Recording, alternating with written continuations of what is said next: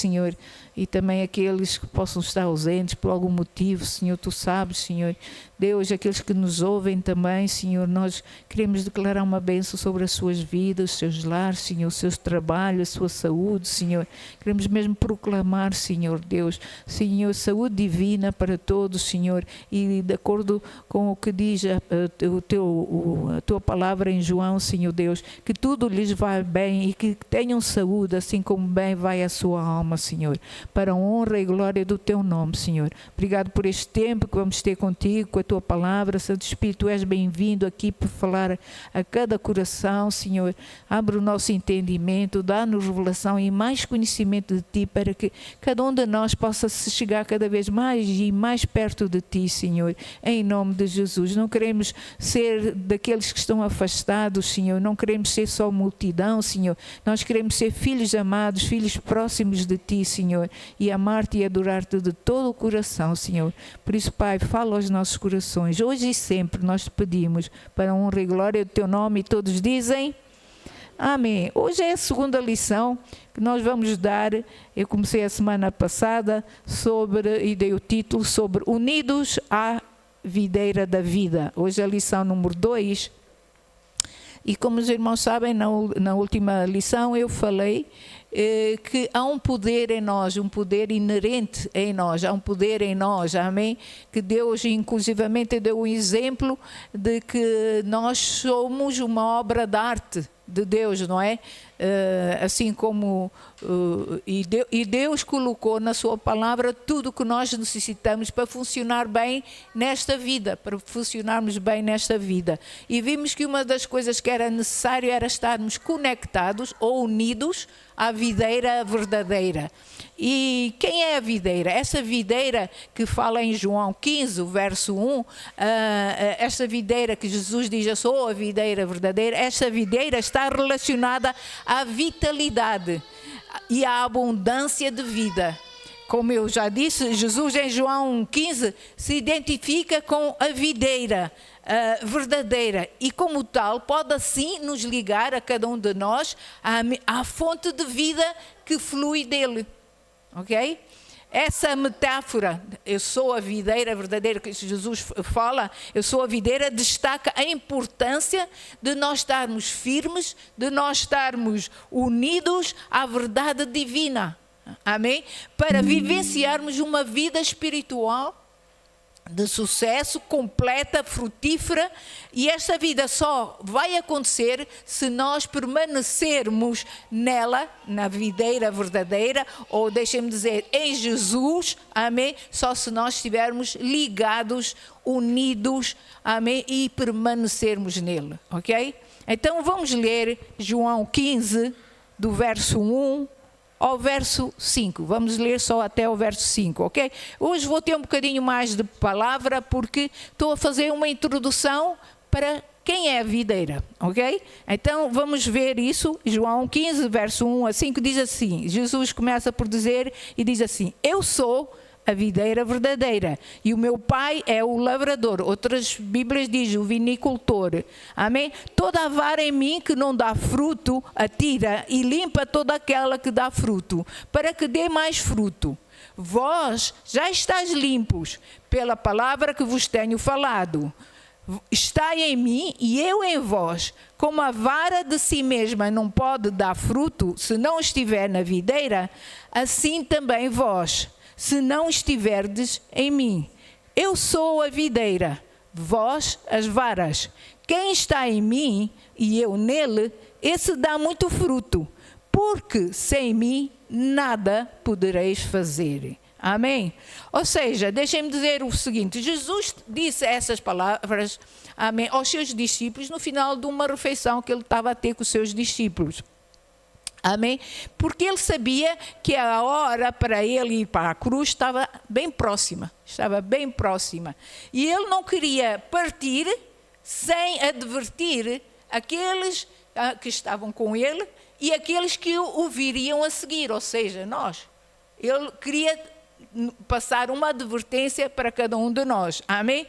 E ele sabia que era muito importante então passar essas palavras, porque ele disse que o tempo dele já era curto. Em João 14, o verso 30, diz assim: o tempo era muito curto e ele precisava falar o mais rápido possível, amém? Então em João 14, 30 diz assim: já não, ou esta diz de outra maneira, eu não vou continuar a falar muito mais convosco, pois o príncipe deste mundo está chegando.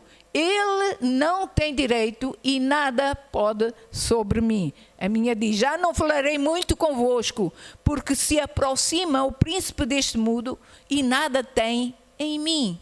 E nada tem em mim. Ou seja, isto foi um capítulo antes de João 15. Ok? Mas no capítulo logo seguinte de João 16, o verso 12, Jesus volta a dizer, ele tem muitas coisas que ele quer deixar com os seus discípulos. Amém? E diz assim, o verso 16, 12, capítulo 16, 12, peço perdão. João 16, 12. Amém.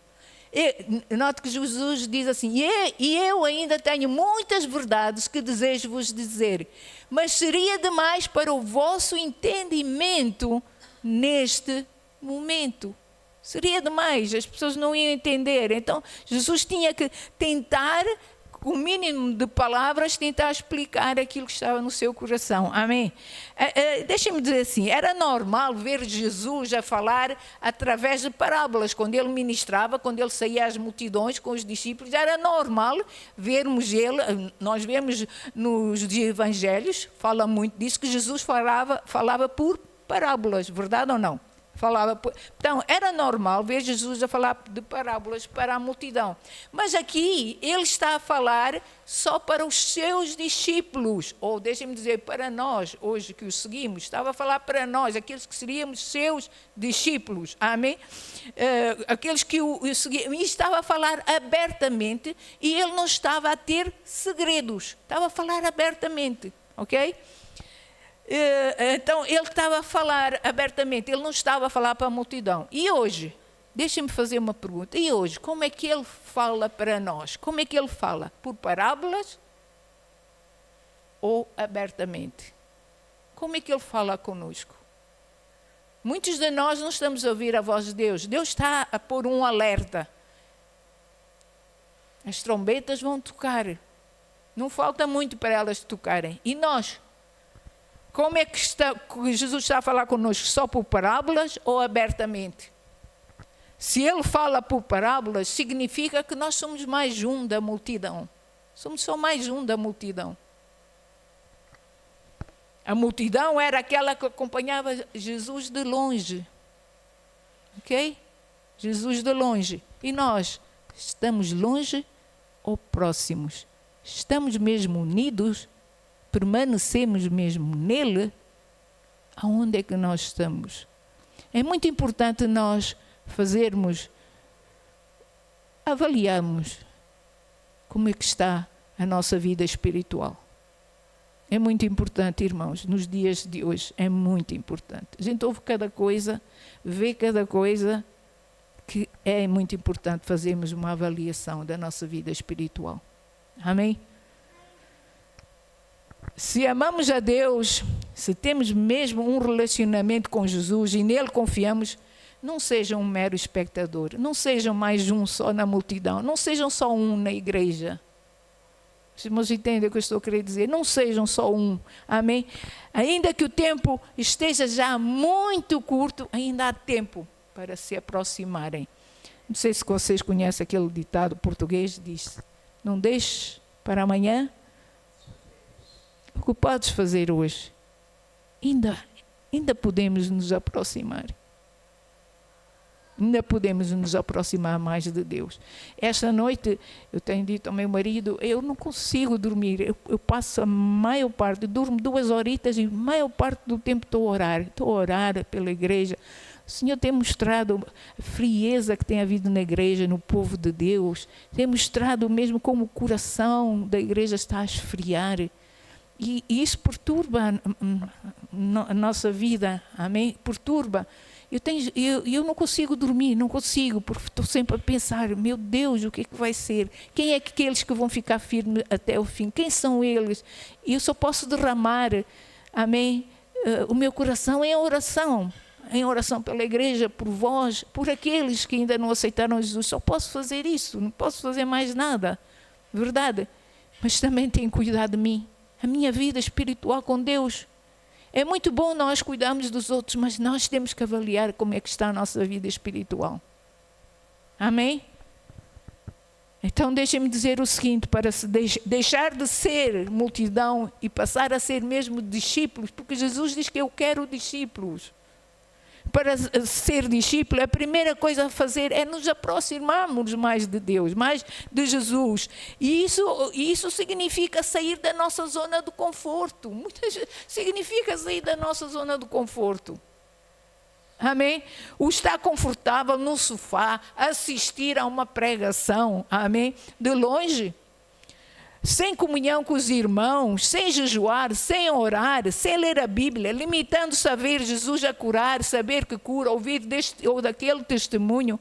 Isso não é ser discípulo. Isso não é ser discípulo. É bom ver as coisas acontecer, estarmos confortáveis, amém? Estamos confortáveis. Pois envolvimento pode ser cansativo. Quem sabe se nós tivermos uma vida ou uma rotina de oração e leitura, se nós tirarmos tempo para ir a evangelizar, quem sabe se isso não nos faria suar um pouco. Muitos dizem, mas se eu não estou doente, amém? Se eu não tenho problemas, tenho mesmo que ir à igreja? Tenho mesmo que ter tempo de oração? Será que é mesmo preciso? Então, se Deus já não me conhece. Há pessoas que não querem ter comunhão com Deus. Os irmãos entendem o que eu estou a querer dizer? Ir ao domingo à igreja chega. Não, não chega. Você alimenta-se 3 vezes no dia, o mínimo.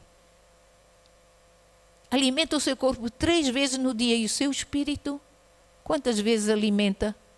Eu já nem digo por dia, eu já falo por semana. Ainda me amam, ainda estou aqui. Amém? É bom ver as coisas acontecer, estar confortáveis. Amém? Então deixem-me dizer, se nós somos daqueles que dizem, se eu não estou doente ou tenho problemas, tenho mesmo que ir à igreja. Deus instituiu a igreja para você ser parte da igreja. Amém? Não é para estar em casa, é para você ser parte da igreja. E igreja não é alguém que está sozinho numa casa. Igreja é um conjunto de pessoas. Mas estão comigo? Por isso é que é por isso que a palavra de Deus diz que muitos são chamados, poucos escolhidos. Então, deixem-me dizer, para se estar unido a Deus, para se permanecer com Jesus, há um preço a pagar, há um esforço a se fazer. Amém? E nós sabemos, mesmo nesta vida natural, se nós queremos ser um médico, nós temos que estudar para ser médicos. Nós não somos médicos só por ser. Se queremos ser um professor, tivemos que estudar para poder ser um bom professor. E hoje em dia não é fácil ser professor das nossas crianças. Verdade ou não? Então, para ser um discípulo de Jesus, precisamos andar com o Mestre e deixar que Ele nos ensine. Vemos então nessa parábola que Jesus está a ter uma reunião particular, volta a frisar, com os seus discípulos, e começa por derramar conhecimento a eles e derramar da sua graça, do seu favor sobre eles, sobre a sua vida, com essa parábola, apresentando 3 personagens. Apresentando-se a ele como a videira, apresentando o vinicultor ou o agricultor, o Deus, o Pai, e apresentando as varas, ou seja, nós, aqueles que iríamos estar unidos à videira. Nós, os discípulos. Amém? Notem, primeiro de tudo, que Jesus apresenta-se como o Eu sou. Eu sou.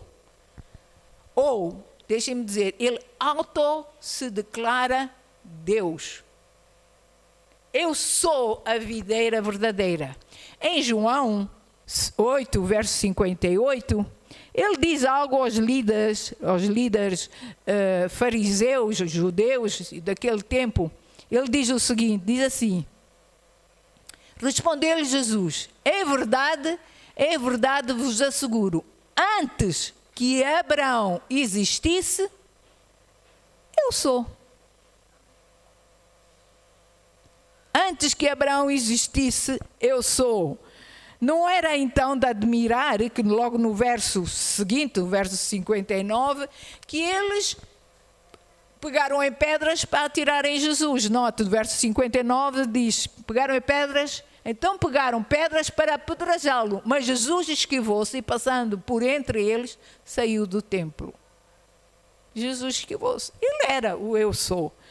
Este eu sou foi primeiro descrito em Êxodos 3, onde Moisés perguntou a Deus, quando Deus disse para Moisés ir libertar o seu povo. Então Moisés perguntou a Deus: como é que eu vou me apresentar ao teu povo, aos israelitas, aos judeus? Como é que eu vou me apresentar quando eles me perguntarem quem é esse Deus que te enviou? Qual é o nome desse Deus que te enviou?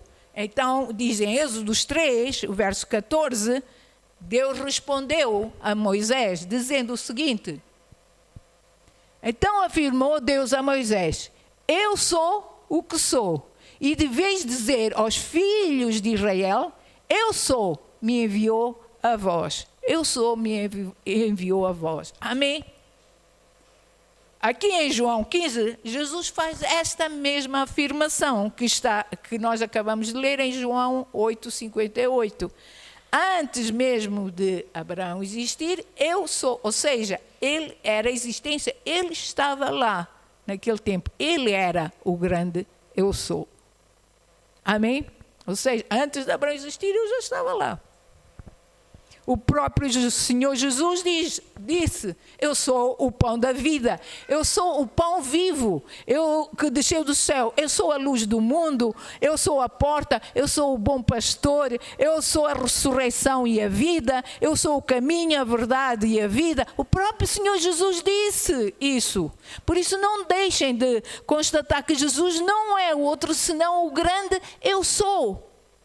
O grande eu sou, o Deus eterno que se manifestou em carne humana. Em João 1 diz: no princípio era o verbo, e o verbo era Deus, e o verbo estava com Deus. Amém? E no verso 14 do mesmo capítulo ele diz: e o verbo se fez carne e manifestou a sua glória entre nós. E o verbo se fez carne. Ele é o grande eu sou. Afirmar ser Deus, o grande eu sou, era para os líderes judeus uma blasfémia. Era como se fosse a gota d'água. Por isso eles o queriam ver morto a qualquer custo. Eles queriam matar Jesus. Notem que Jesus, além de dizer que era o grande eu sou, ele ainda acrescenta mais duas palavras, que para isso para os judeus era um choque. E nós vamos ver porquê. Eu sou a videira verdadeira. Eu sou a videira verdadeira. Por quê? Porquê a videira verdadeira?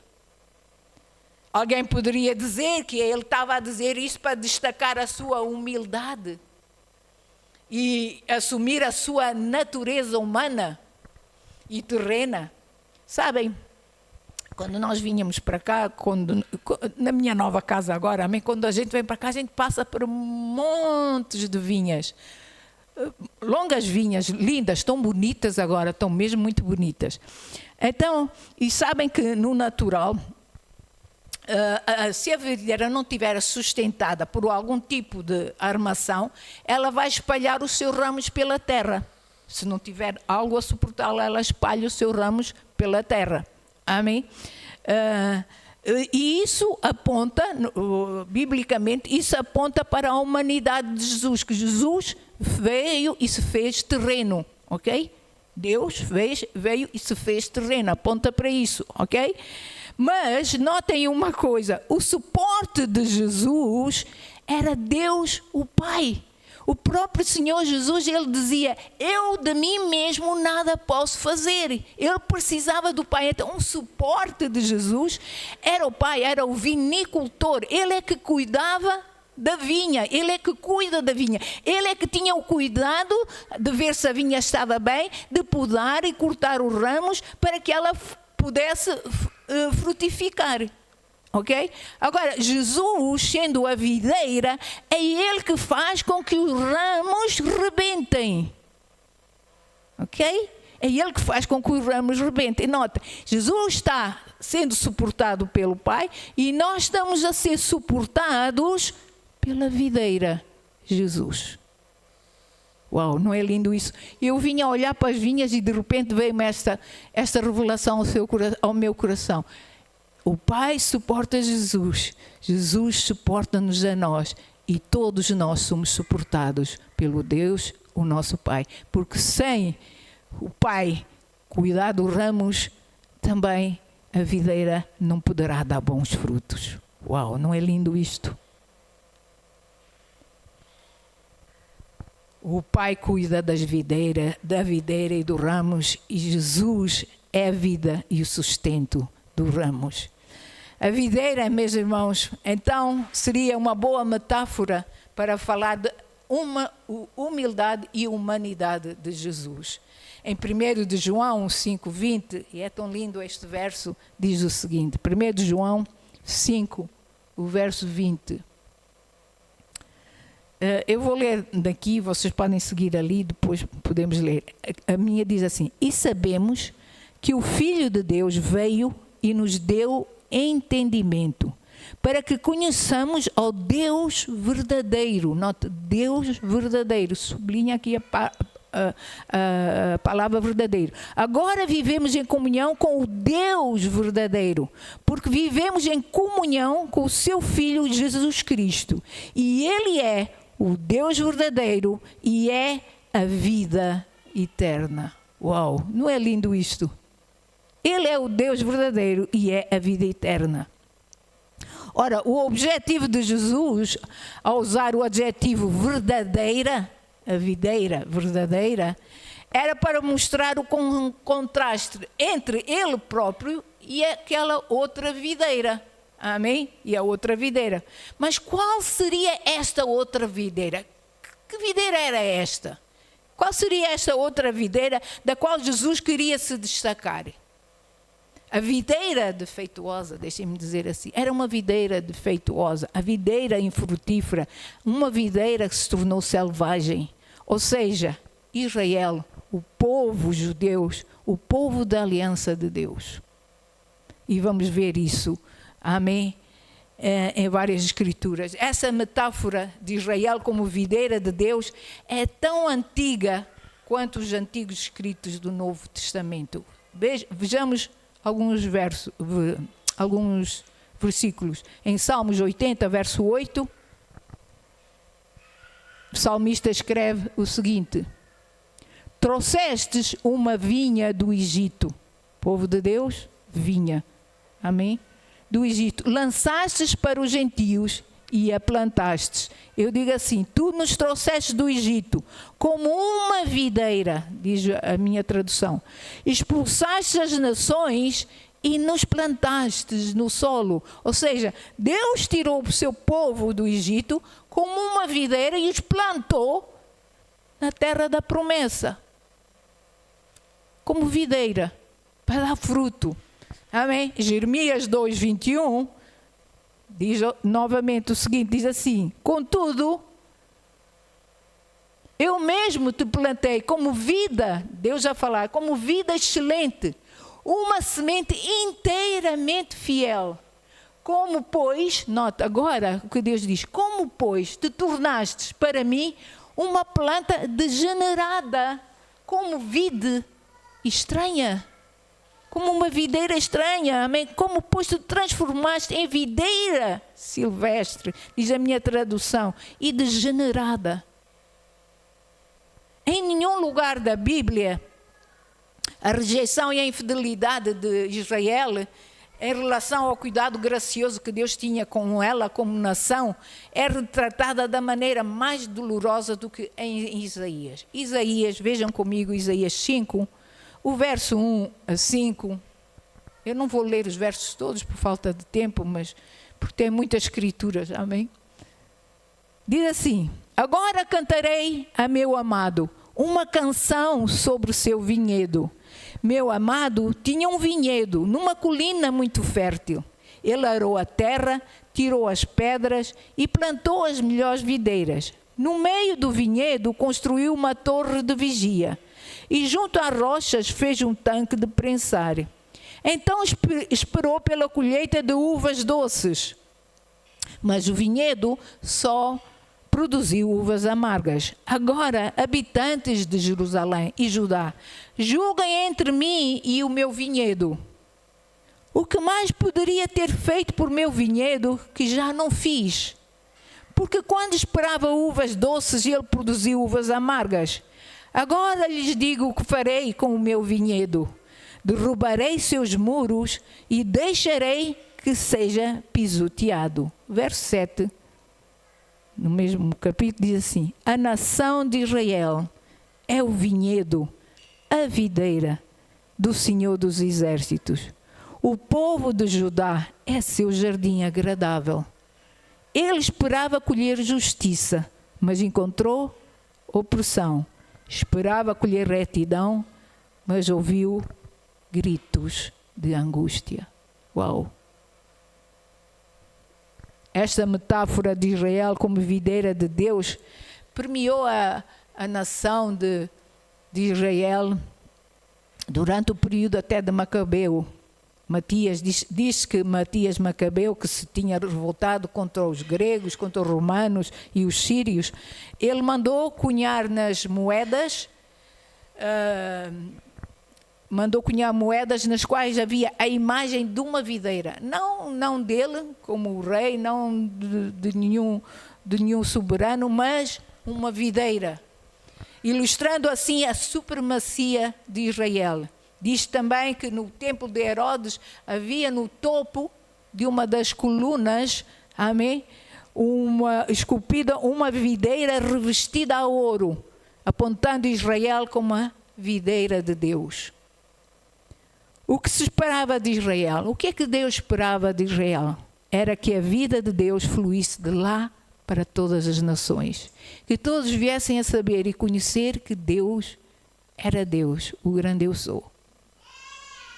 Porém, vemos em Oseias que a nação passou a viver para si mesma e trocou as bênçãos de Deus por ídolos. Eu estou a ler o Novo Testamento, o Velho Testamento, peço perdão, estou a ler o Velho Testamento e eu tenho visto, meu Deus, eles tão depressa estavam com Deus como logo a seguir já estavam a adorar outros deuses. Eram uns atrás dos outros. Tinha um rei bom e depois tinha não sei quantos reis maus que construíam altares para ídolos, faziam coisas incríveis. Eu era assim, oh meu Deus, tiveste muita paciência com o teu povo realmente.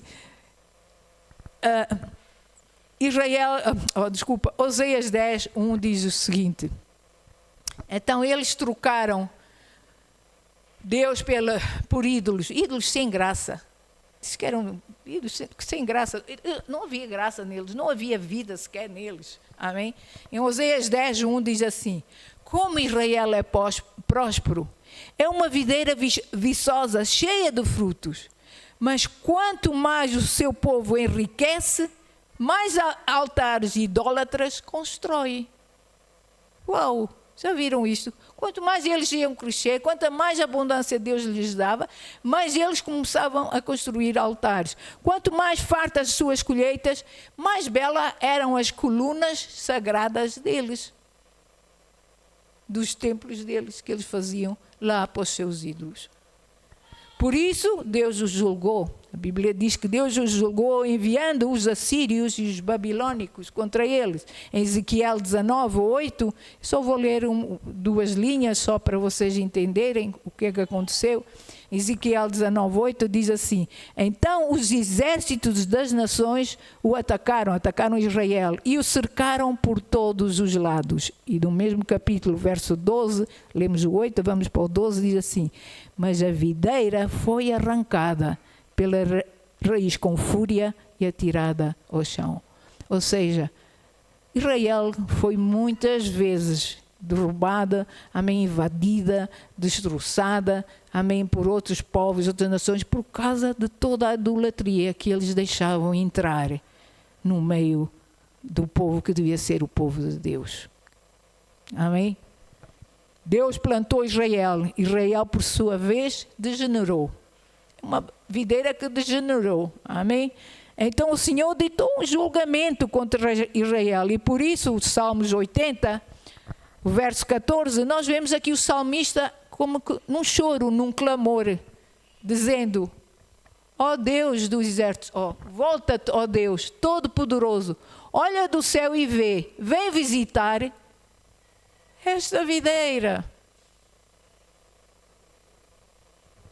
A vida de Deus chegar a Israel e deveria chegar às nações por meio dela. Mas Israel foi infiel, foi idólatra, foi imoral. Amém? Israel se fechou em si mesma e por isso Deus teve de trazer julgamento. Porque quanto mais idolatria, quanto mais coisa houver, pior era para o povo. Os irmãos entendem? Então Deus tinha de trazer julgamento para ver se acabava aquela idolatria, se aquela idolatria era deitada abaixo.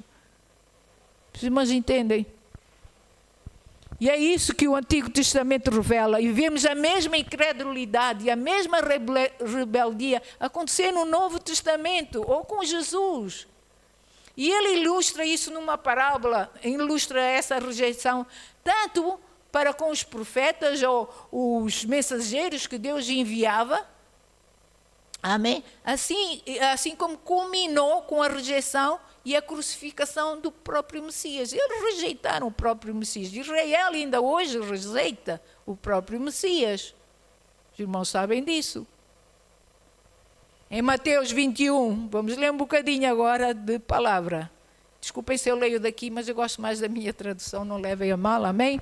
Então, Mateus 21, verso 33 ao 44, diz assim. Então, Jesus explica uma parábola.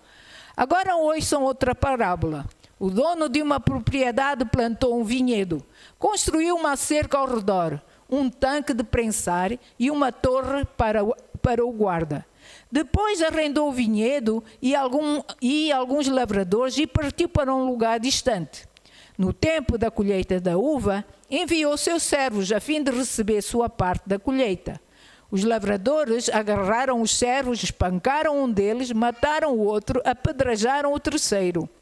Então o dono da propriedade enviou um grupo maior de servos para receber a parte dele. Mas o resultado foi o mesmo. Por fim, o dono enviou seu filho, pois pensou: certamente respeitarão meu filho. No entanto, quando os lavradores viram o filho, disseram uns para os outros: aí vem o herdeiro da propriedade, vamos matá-lo e tomar posse desta terra. Então o agarraram e arrastaram para fora do vinhedo e o mataram. Quando o dono da terra voltar, o que vocês acham que ele fará com aqueles lavradores? Perguntou Jesus.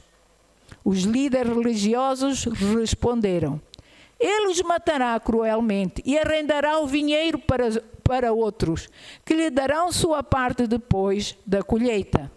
Então Jesus disse: vocês nunca leram nas Escrituras? A pedra que os construtores rejeitaram se tornou a pedra angular. Isso é obra do Senhor e é maravilhosa de se ver. Eu lhes digo que o reino de Deus lhes será tirado e entregue a um povo que produzirá devidos frutos. Quem tropeçar nessa pedra será despedaçado, e aquele sobre quem ela cair será reduzido a pó. O que Jesus estava a dizer isso? Quem é a pedra de esquina? Jesus. Amém? Jesus. Ou seja, tirou-se tudo o que devia pertencer só a Israel e ao povo judeu, Deus deu aos gentios. E por causa disso, nós fomos enxertados na videira verdadeira. Uau! Amém? Agora somos todos povo de Deus. Mas entenderam? Deus tirou. Israel continua a ser o povo de Deus, mas eles não quiseram permanecer fiel. Então Deus abriu lugar para os gentios, para as outras nações, outras raças entrarem. Amém? Então nós fomos também enxertados. Tanto os discípulos como todos os judeus pensavam: eu sou judeu, logo estou conectado com Deus, pois Israel é o povo de Deus, é a fonte da bênção divina. Sou judeu, sou semente de Abraão, por isso estou seguro. Mas não, Israel fracassou e a videira foi arrancada. É por isso que Jesus chega aos seus apóstolos e diz: se querem estar conectados com Deus, têm que estar conectados não a Israel, mas a mim. Eu sou a videira verdadeira agora. Eu sou a videira verdadeira. Amém? Não têm que estar conectados à lei, mas a mim. A mim. Eu sou agora a videira verdadeira e perfeita. Por mim, agora a vida de Deus flui para vós. Pela nossa união espiritual, pela vossa permanência e pela vossa união comigo, a vida irá fluir. E essa vida é para todos aqueles que crerem em mim. Eu sou a rocha da salvação. Amém? Paulo teve essa revelação, por isso ele diz em Romanos 10, do verso 1 ao verso 4. Ainda me dão mais um tempinho? Estou mesmo a acabar. Diz assim, Romanos 10, verso 1 a 4. Caros irmãos, o desejo do meu coração e a minha oração a Deus é que o povo de Israel seja salvo. Sei da dedicação deles por Deus, mas notem, mas é entusiasmo sem entendimento. Pois não entendem a maneira como Deus declara as pessoas justas diante dele. Apegam-se a seu próprio modo de se tornarem justos, tentando seguir a lei e recusam a maneira de Deus. Pois Cristo, notem, pois Cristo é o propósito para qual a lei foi dada. Como resultado, todo aquele que nele crê será declarado justo. Amém? A maneira de Deus salvar não é por meio de Israel, mas pela fé na videira verdadeira, Jesus Cristo. Ele é a videira, ele é o templo verdadeiro, amém? Ele é o verdadeiro templo. Hebreus diz que ele é o tabernáculo da vida, amém? É nele, por ele e dele que flui a vida de Deus. Colossenses 2, o verso 7 diz assim: aprofundem nele, ou tendo sido alicerçados e edificados nele, firmados na fé, como fostes instruídos, para que transbordem em ações de graças a Deus. A minha diz assim: aprofundem nele, em Cristo, suas raízes, e sobre ele edifiquem a vossa vida. Então a sua fé se fortalecerá de verdade, na verdade, desculpem, que lhes foi ensinada, e vocês transbordarão de gratidão. Jesus já tinha dito aos seus discípulos que o templo seria destruído. Ele disse que o templo seria destruído. Já os tinha advertido que as coisas estavam a desabar e que viria julgamento. Em Romanos 9, verso 6 ao verso 7, diz assim: não imaginem que a palavra de Deus possa ter falhado, porquanto nem todos os descendentes de Israel são israelitas fiéis. Ou a minha diz assim: só porque são descendentes de Abraão não significam que o são verdadeiramente filhos de Abraão. Não significa que são verdadeiramente filhos de Abraão. Amém? Só em Cristo está a vida. Em Cristo estão os verdadeiros filhos de Abraão. Cristo é a videira verdadeira, a verdadeira luz. Ele é a verdadeira comida e a verdadeira bebida Ele é o pão verdadeiro. Amém? Se nós queremos ser alimentados na nossa vida espiritual só em Jesus, temos que estar conectados a Ele. Temos que estar ligados, temos que permanecer nele.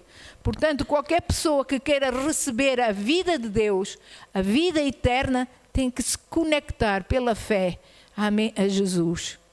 Amém? Tem que se conectar a Ele genuinamente, amém? Como o Deus que Ele é, o grande eu sou. Ele sempre será o grande eu sou, amém? Ele é o grande eu sou. Todas as outras videiras são falsas. Espiritualmente, Israel é uma videira degenerada e seca. Cristo é a videira verdadeira e está viva. É uma videira que transborda de vida. Ele é o grande Deus, o eu sou, a nossa vida, o nosso representante diante de Deus o Pai para todo o sempre. Amém? Aleluia. Pai, muito obrigado, Senhor, por essa palavra, Senhor. Eu oro mesmo e peço, Deus, que não seja roubado o coração, Senhor, e da vida dos teus filhos, que eles possam entender um pouco melhor, Senhor. Senhor, aquilo que tu quiseste dizer com eu sou a videira verdadeira, que eles possam entender e compreender, Senhor Deus, Pai. Senhor, e que possam mesmo, Senhor Deus, crer, Senhor Deus, se chegar cada vez mais e mais a Ti, Senhor. Senhor, estar cada vez mais e mais unidos a Ti, Senhor, sabendo que só de Ti agora é que flui vida, e vida com abundância, e vida eterna, Senhor. E Tu nos prometeste, Senhor, a todos aqueles que crescemos em Ti, Senhor, Tu prometeste vida abundante, Senhor. E nós sabemos que para que essa vida flua em nós, Senhor Deus, nós temos que estar ligados a Ti, Senhor. Temos que permanecer na videira como ramos que somos. Temos que estar, Senhor, unidos à videira, Senhor. Senhor, e temos que permitir, Senhor, que o agricultor, o vinicultor, Senhor Deus, possa mesmo podar, Senhor, aquelas áreas da nossa vida que não estão a dar fruto, Senhor. Ensina-nos, Senhor, através desta parábola, Senhor, como permanecer em Ti, como estar unidos a Ti. Nós Te pedimos, ó Deus, Senhor, porque nós queremos crescer, Senhor, cada vez mais em conhecimento da Tua pessoa, Senhor. E nós queremos, Senhor Deus, Pai, Senhor, mostrar ao mundo, Senhor Deus, Pai, que nós estamos contigo, Senhor Deus, que nós temos vida, Senhor Deus, Pai. Senhor, que as pessoas possam olhar para nós e ver a diferença e ver mesmo que somos discípulos Teus, não somos só multidão, Senhor. Em nome de Jesus nós Te pedimos, Senhor, para a honra e glória do Teu nome, Senhor. Abençoa mesmo o Teu povo, leva-o, Senhor, de volta aos seus lares, debaixo da Tua bênção, da Tua proteção, Senhor. Oramos, Senhor, por todos aqueles que possam estar desanimados, Senhor Deus. Senhor, aqueles que possam de alguma maneira estar a sofrer algum problema, alguma dificuldade, seja de saúde, seja, Senhor, emocional, Senhor, seja física, seja até espiritual, Senhor. Nós oramos, Senhor Deus, Pai. Senhor, move-te, Senhor, a Tua unção de cura se mova sobre cada um deles, Senhor Deus. Santo Espírito, vai, move-te, Senhor, na vida de cada um dos Teus filhos, Senhor. Dá força, dá alento, Senhor Deus, Pai, para a honra e glória e louvor do Teu nome. Nós Te pedimos, Senhor, em nome de Jesus. E todos dizem... Deus vos leve em paz, mas se alguém quiser a oração, estamos aqui para orar, amém? Se não, a gente cá se vê novamente no domingo, amém? Deus vos abençoe.